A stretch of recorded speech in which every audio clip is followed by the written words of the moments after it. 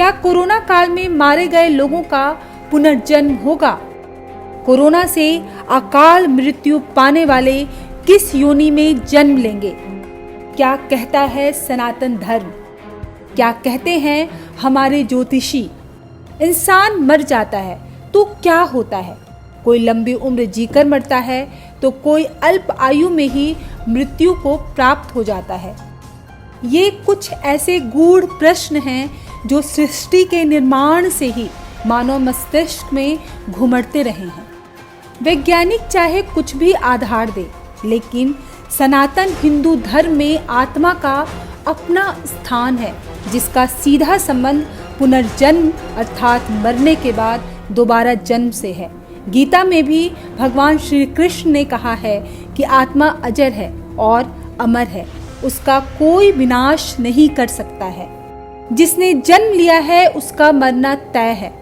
आत्मा एक शरीर छोड़कर दूसरी योनि में प्रवेश करती है। गीता में कहा गया है कि शरीराणि विहाय जीर्णान्यन्यानि संयाति नवानि देहि, अर्थात जैसे मनुष्य पुराने वस्त्रों को त्याग कर दूसरे नए वस्त्रों को ग्रहण करता है, वैसे ही जीवात्मा पुराने शरीरों को त्याग कर दूसरे नए शरीरों को प्राप्त होती है। मैं पुनर्जन्म की स्थितियों पर शास्त्र सम्मत बातों का पहला प्रमाण रखता हूं। गीता में भगवान कृष्ण एक श्लोक बोले हैं, नैनम छिन्दन्ति शस्त्राणि नैनम दहति पावकः। उसके साथ ही ये श्लोक भी समग्र आता है सामने, अजरा अमरवत प्राज्ञो विद्यामर्थं च चिन्तयेत्। आत्मा अजर और अमर है, आत्मा की मृत्यु कभी नहीं होती। जैसे पेड़ के साथ पेड़ की छाया विद्यमान है, वैसे ही आत्मा परमात्मा के साथ विद्यमान है। परमात्मा कौन? पंच महाभूत क्षिति जल पावक गगन शमीर, आकाश अग्नि वायु पृथ्वी, ये पंच महाभूत जो है यही परमात्मा का समग्र रूप है। मूल प्रकृति सूर्य चंद्र, दिन के साथ रात का होना, रात के साथ दिन का होना, ये हमारे समग्र समकक्ष जो परमात्मा की अद्वैत सृष्टि है उसकी प्रमाण है। और इस प्रमाण को जानने वाले लोग पुनर्जन्म में विश्वास रखते हैं। पुनर्जन्म क्या है? आत्मा का एक शरीर छोड़कर, एक शरीर का ढांचा छोड़कर दूसरे शरीर में प्रवेश करना ही पुनर्जन्म कहा जाता है। हमने हरियाणा के पलवल के 10 साल के राहुल की पुनर्जन्म की कहानी दिखाई थी, जिसकी 11 साल पहले एक सड़क दुर्घटना में मौत हो गई थी, लेकिन उसने फिर से इंसान के रूप में जन्म लिया और उसे पिछले जन्म की सारी बातें याद थी, जिसमें उसने बताया कि मरने के बाद उसकी आत्मा कहां कहां भटकती रही और फिर कैसे उसे दोबारा इंसानी शरीर प्राप्त हुआ।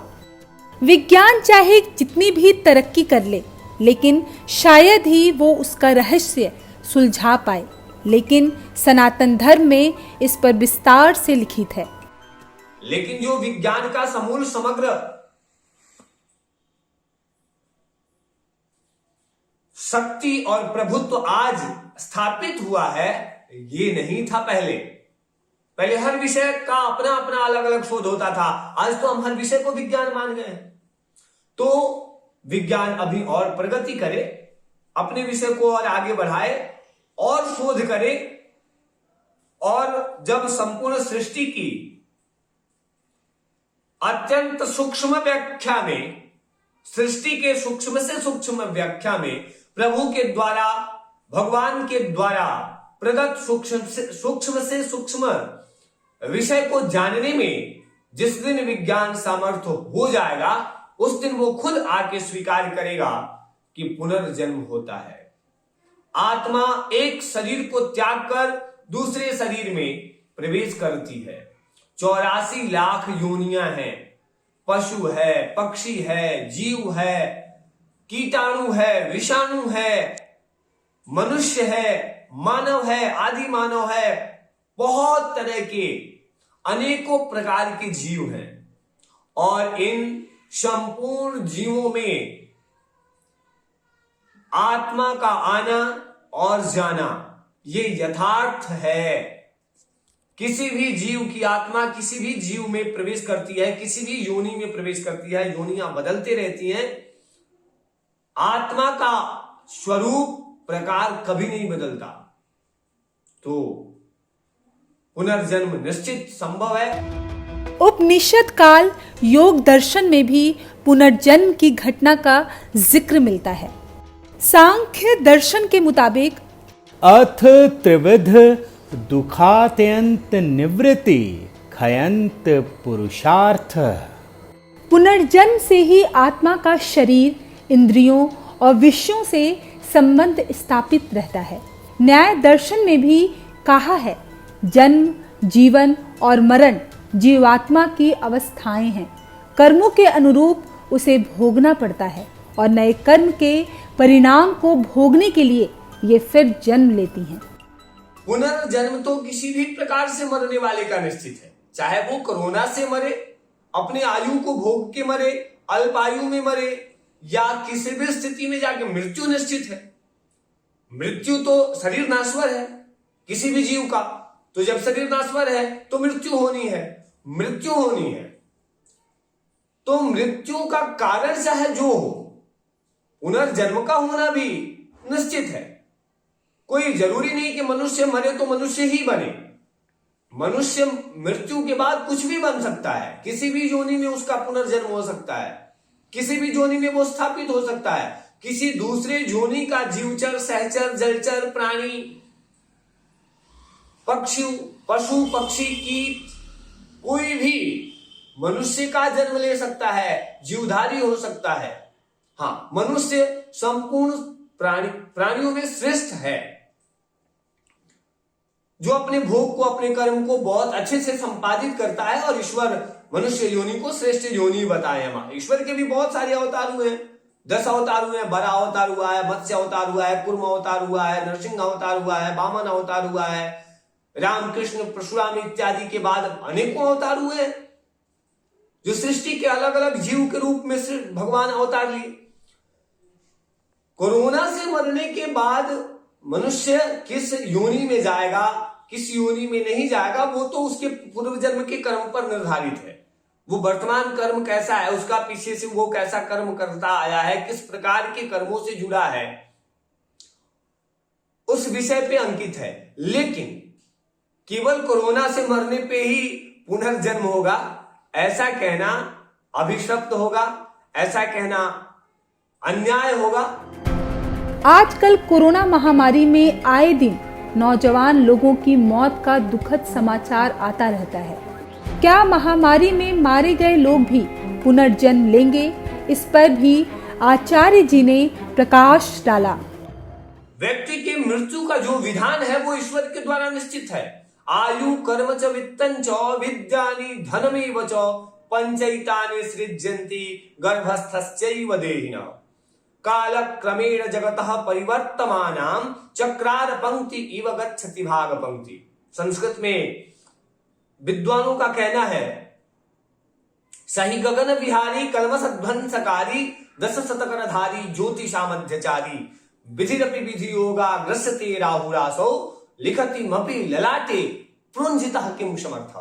जो मस्तिष्क में ईश्वर के द्वारा निर्धारित कर दिया गया, जो विषय माता के गर्भ में ही निर्धारित कर दिया गया, उस पर विजय भला कौन प्राप्त कर सकता है? कोई नहीं।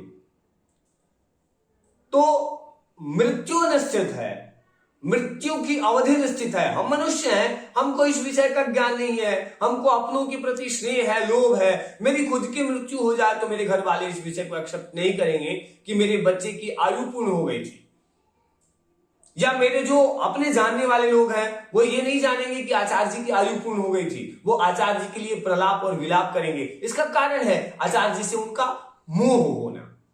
लेकिन सृष्टि का जो नियम है उसमें आचार्य जी की आयु इतनी निश्चित की गई थी। अब मरने का कारण चाहे जो, तो अभी कोरोना रूपी महामारी से लोग मर रहे हैं। इस महामारी से मरे लोगों का पुनर्जन्म तो होगा, पुनर्जन्म तो किसी भी प्रकार से मरे हुए लोगों का होगा, लेकिन इसी महामारी से मरे लोगों का पुनर्जन्म होगा ऐसा नहीं है। पुनर्जन्म पर वैज्ञानिक आधार तब तक विश्वास नहीं कर सकता जब तक विज्ञान ब्रह्मांड के मूलभूत प्रश्नों को नहीं जान लेता, और ये विज्ञान तब तक नहीं जान पाएगा जब तक वो भारतीय शास्त्रों के ज्ञान को अपने में समावेश नहीं कर सकता। मैं शास्त्र सम्मत बातों के आधार पे संपूर्ण शास्त्रों का आधार मानकर ये कह सकता हूं कि विज्ञान अपने प्रगति को आगे बढ़ाए, विज्ञान अपने प्रगति को पूर्ण करे, विज्ञान और शोध करे, विज्ञान और अनुसंधान केंद्र स्थापित करके नित्य प्रति आगे बढ़े और ईश्वर के गुणभूत, ब्रह्मांड के गुणभूत विषयों को, रहस्यों को जानने का निरंतर प्रयास करते रहे।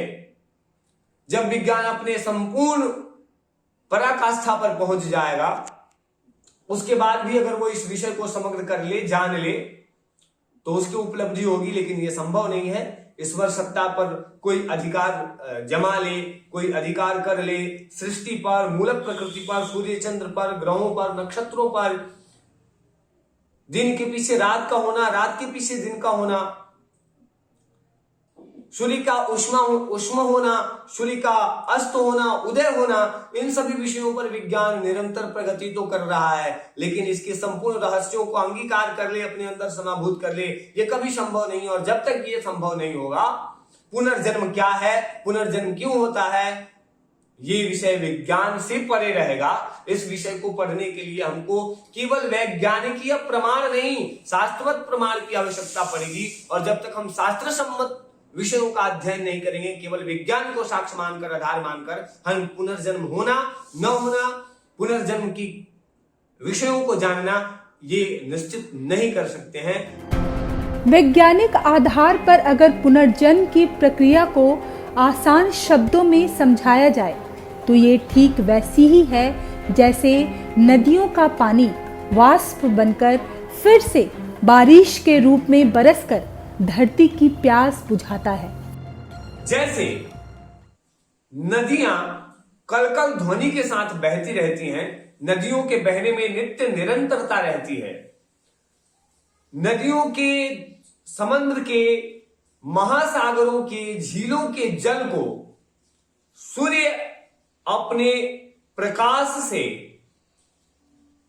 ऊष्मा बनाता है, वाष्प बनाता है, और वाष्प बनाकर वायुमंडल के तरंगों के द्वारा, वायु के सहयोग से आकाश तत्व को सम्मार्जित करता है, स्थापित करता है आकाश तत्वों में, और वो आकाश तत्व वायुमंडल के द्वारा उस बादल को अन्यत्र ले जाके पुनः वृष्टि करके जल का रूप देती है। ये जो कालक्रमेण जगतः परिवर्तमानाम, जल के वाष्प बनने से लेके पुनः वृष्टि होकर, बारिश होकर, जल बनने तक का जो एक चयन होता है, एक प्रक्रिया होती है, इसको तो विज्ञान मानता है। इस वैज्ञानिक प्रक्रिया के अनुसार ही पुनर्जन्म की भी प्रक्रिया है। आत्मा अजर और अमर है। आत्मा के द्वारा साक्षात ईश्वर की उपासना की जाती है। परमात्मा का सीधा सीधा संयोग आत्मा से होता है। आत्मा अत्यंत सूक्ष्म है। आत्मा की अपनी व्यक्तिगत गति है। आत्मा की अपनी व्यक्तिगत पराकाष्ठा है। आत्मा हमारे पंच महाभूत को, हमारे पंच ज्ञानेंद्रियों को, हमारी संपूर्ण कर्मेंद्रियों को सक्रिय रखने के लिए और सक्रिय रखते हुए परमात्मा का चिंतन करने के लिए परमात्मा से तारतम्यता बैठाकर हमारे हृदय में निवास करती है। इसी आत्मा के लुप्त होने को, इसी आत्मा के दूसरे जीवात्मा में प्रवेश करने को हम मृत्यु कहते हैं। और जब मृत्यु सत्य है तो पुनर्जन्म सत्य है। जन्म के साथ मृत्यु निश्चित है, मृत्यु के साथ पुनर्जन्म भी निश्चित है, लेकिन दोबारा इंसानी योनि मिलेगी या किसी और जीव का शरीर, इंसान के पूर्व कर्म ही इसका फैसला करते हैं। भारतीय शास्त्रों में 84 लाख योनियों का जिक्र है जिसमें जन्म होता है। उसमें सर्वश्रेष्ठ इंसानी योनि को माना गया है। लेकिन क्या दोबारा आप इंसानी योनि में जन्म लेंगे? इसका फैसला इससे नहीं होता कि आप क्या हैं, बल्कि आपने क्या सत्कर्म किए हैं ये तय करता है। लेकिन इतना तय है कि पुनर्जन्म होता है।